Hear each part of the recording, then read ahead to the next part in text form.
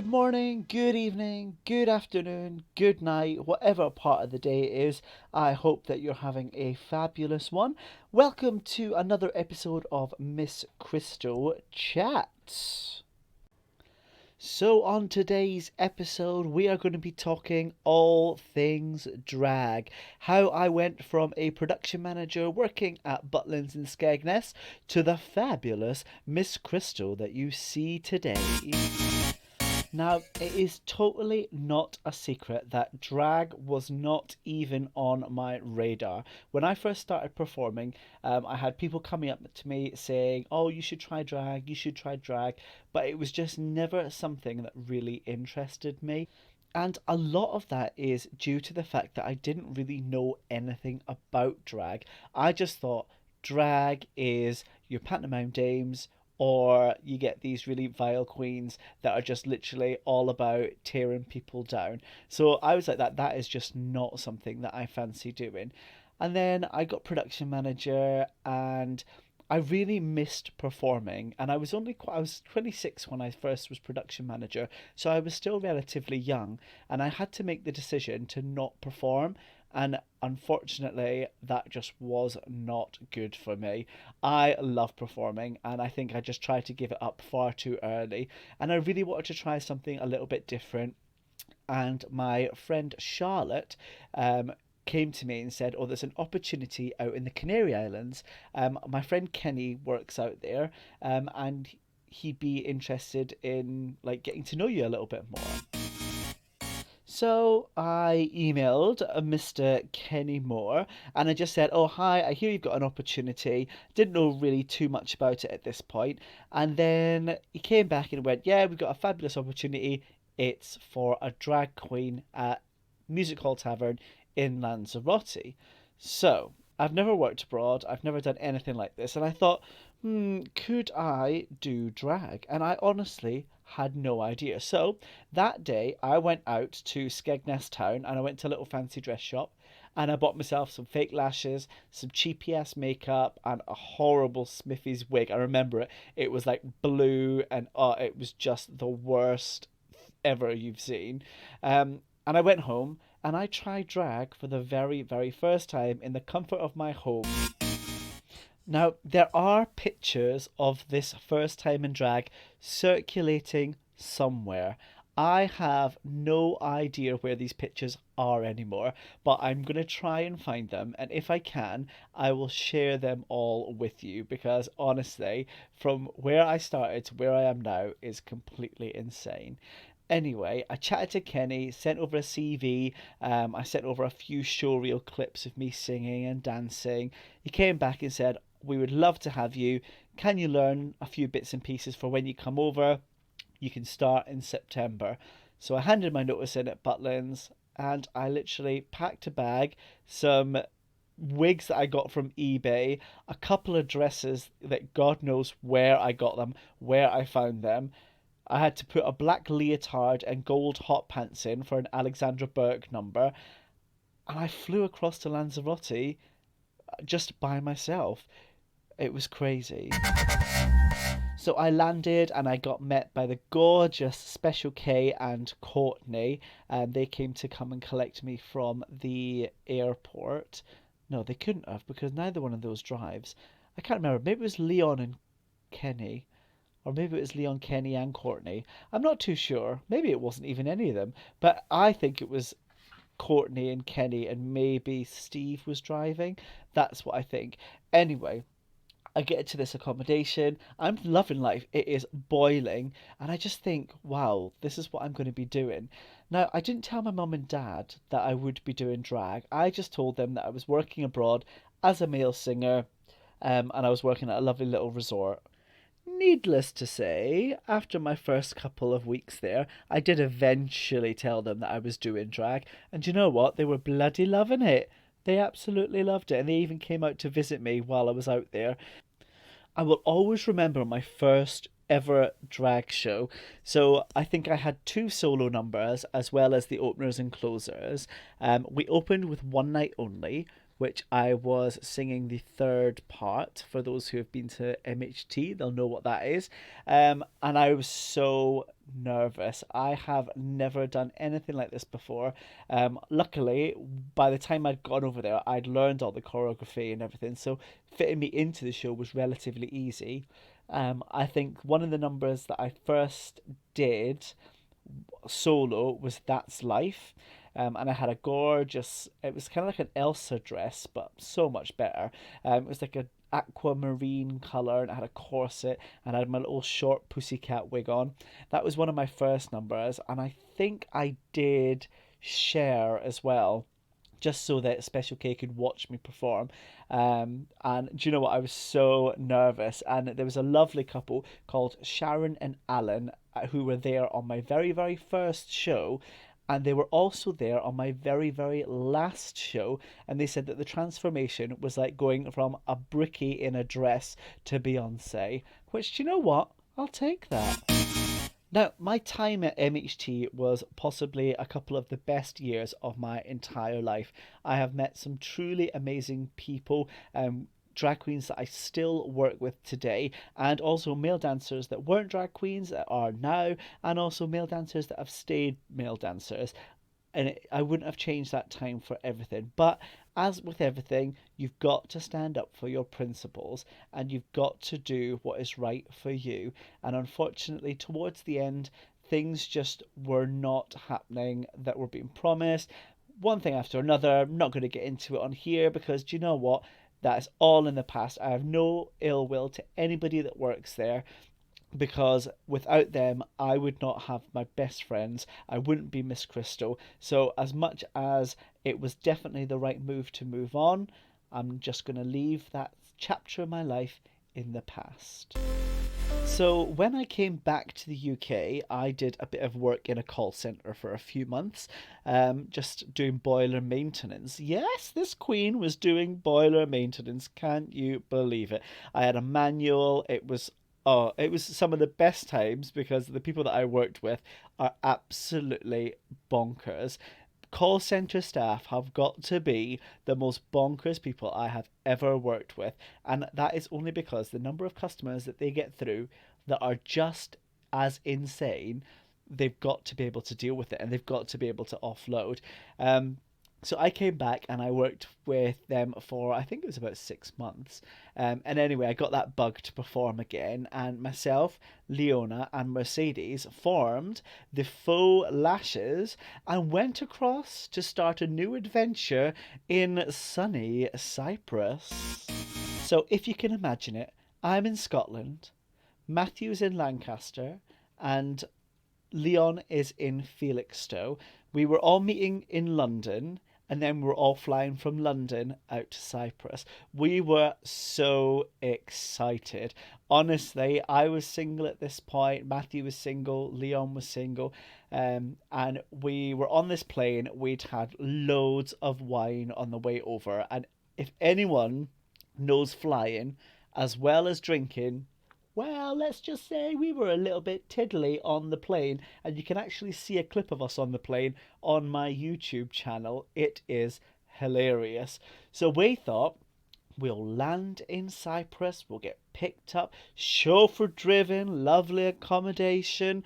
Well, it wasn't quite like that because obviously Cyprus is 4 hours in the future if you think about time zones and stuff. So we landed, it was pitch black.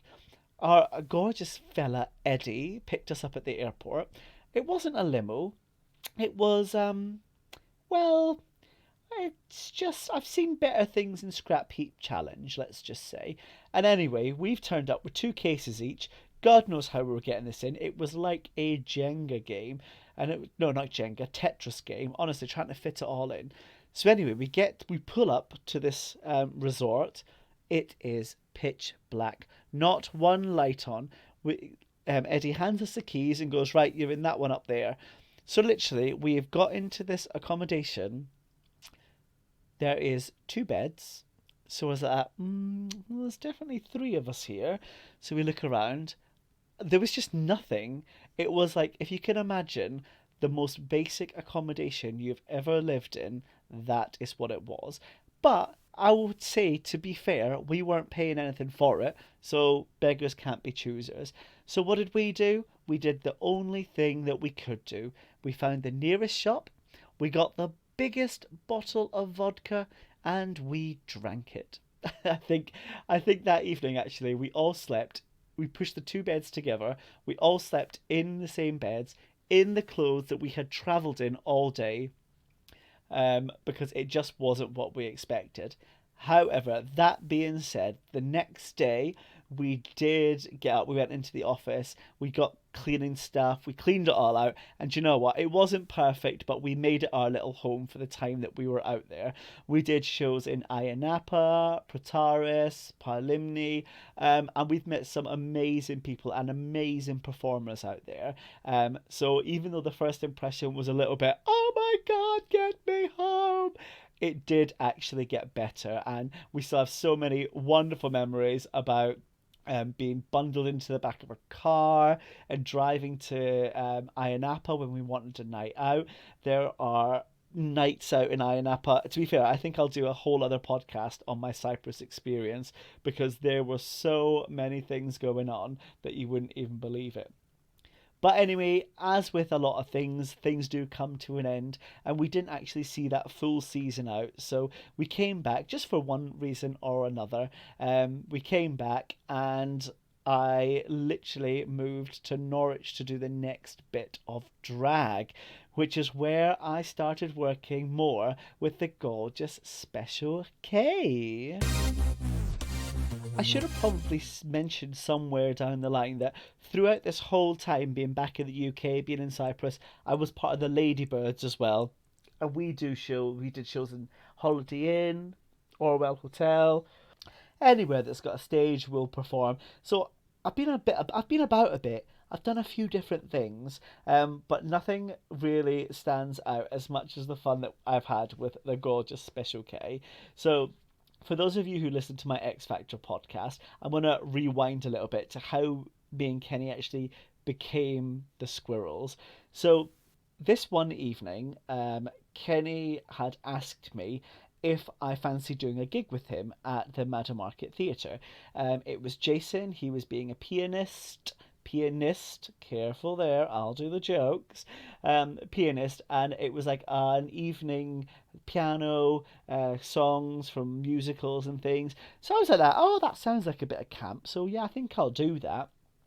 Turned up, it was great, but then obviously they can't just call us Special K Miss Crystal. We thought, oh, we need to have a bit of a name for us, and in the front row of this show there was a little lady, and she was having a whole packed lunchbox. No word of a lie, she had brought a whole packed lunch. She just kept bringing out boxes filled with different things. And anyway, one of these bars was called a Squirrel Sister bars. Some people may have had them. And just from that moment, we started laughing because obviously people want to know where our nuts are, and there's obviously that whole squirrel friend. Where do they hide their nuts? And there's just so much cheekiness that we could play with that. And we thought, do you know what? Let's just be called the Squirrel Sisters. And that was our first ever gig as the Squirrel Sisters. We then went on, obviously, to do the X Factor. And because of the nutty bar that is already out there, we couldn't be called the Squirrel Sisters. So we had to change to just the Squirrels. And that is where that name has come from. It has just stuck ever since. So I guess a few of my career highlights so far. I'll take you back to MHT. There was one evening that I was doing a show in Gran Canaria with Courtney, and our gorgeous Mercedes, Matthew, was coming along to watch with his friend Craig. Now, the next day after the show, what I should have explained was that myself, Paul, and Leon were actually flying across to do a gig in Manchester for Coronation Street's Simon Gregson. He was doing a charity event that he wanted the MHT girls to perform at. Now, you'd think, oh, well, I should go home, have an early night. Well, that's probably what I should have done. But because it was Matthew and it was Courtney, I can't be in Gran Canaria and not go out with my girls. Do you know what I mean? So we ended up going out. we had a few drinks, and then we had a few drinks more, and then we had a few shots more, and before you know it, it was 9 o'clock in the morning. I was being picked up. I'd not slept all night. I then thought, do you know what? I'm flying to the UK. 4 hours, I can sleep. Lovely. No, no. I was sat beside Paul, who was our boss, and he was chatting all the way through. Now, I loved talking to Paul, but you know when you're so hungover and you can feel your eyelids dropping, I was like that. Oh my gosh, I need to sleep. I need to sleep. So I thought, right, don't worry, I can make it through this far. We landed into where did we land? I want to say we landed in Manchester. No, we didn't. I think we landed in Blackpool actually. We landed in Blackpool because that's where we were flying from and to. So we landed in Blackpool, and I thought, right, this is it. I can get into the hotel room, I can sleep, and then I can wake up refreshed. No. Paul said, right, we're going to go out to Funny Girls and we're going to grab something to eat. And I'd never been to Funny Girls before, so I thought, oh my gosh, I want to go. I did manage to run back to the hotel and sleep for about a couple of hours, and then I was straight back out. We had a Nando's, we went to Funny Girls. Me and Leon may have gone out for a few more beverages afterwards, and then we performed at the Simon Gregson's charity gig the next day. It was so much fun. It was such a blast, and we got to hobnob with a few different Coronation Street celebrities. Got a picture with Kim Marsh and Beverly Callard. We featured in OK magazine, which was absolutely just bonkers to see our faces in there. But it happened. We were there. Lovely memories that I will never ever forget. Another memory from Gran Canaria also, you're going to see a common theme appear throughout some of these stories, but I'm not going to give anything away just yet. Another one was myself and the fabulous Miss Courtney again were out having drinks in Gran Canaria. And we'd gone out to the clubs and we'd gone to watch the shows, and some of the reps and air stewards were like that, oh my gosh, we're having a party, come back to our hotel room. So myself and Miss Courtney are like that. Well, we don't really like to say no. We don't want to appear rude. So what we did is we went back to their hotel room. We were having drinks, having a lovely time. Miss Courtney did disappear at one point. I thought, oh, that's a bit strange that she's gone. But, do you know, I thought she might have just copped off or got lucky or something, which does happen every now and again. I'm not a prude. So anyway, dancing away, partying, having a few drinks and stuff. And then it gets to that part of the party where people just want to sit and chat. So we were all sat in a circle chatting, and we went on to play Truth or Dare. And I can't remember what happened, but somebody was dared to go out onto the balcony and sing. Now, bearing in mind that we'd had all the curtains closed, someone went to the balcony and just peeled the curtain open slightly. I swear to God, blistering sunlight came flying into this dark room. It was like vampires being woken up. And I thought, oh my gosh, what time is it? I literally looked at my watch. It was 8:30 in the morning, and I was due to be picked up at the flat at 9 o'clock, ready to be taken to the airport. What I didn't tell you was this party was about 40 minutes away from our flat. So obviously I had to get to the flat to pick up my stuff and pack it to then go to the airport. Well, let's face it, that just wasn't going to happen. So, still a bit tiddly. I ran downstairs, I jumped into the nearest taxi, and I was phoning Courtney. I said, Courtney, oh my gosh, I'm literally nowhere near the flat, and I'm nowhere near the airport. So I'm going to have to get a taxi straight to the airport. Can you pack my stuff? He was an absolute gem. He packed all my stuff, put it into the car. I had no money on me, so I just jumped into this taxi, having not 1 cent to my name. And I get to the airport, the taxi driver's raging because everybody's waiting, he's waiting to be paid. I see Courtney and my boss turn up, and my boss is carrying my bag. And no word of a lie, my boss makes eye contact with me, looks at me, holds out my bag, drops it, and storms into the airport while Courtney runs over, hands me my wages, and I actually pay the gentleman that's been waiting. I swear, the whole plane journey back, I was just laughing and giggling, just because I was still absolutely hammered.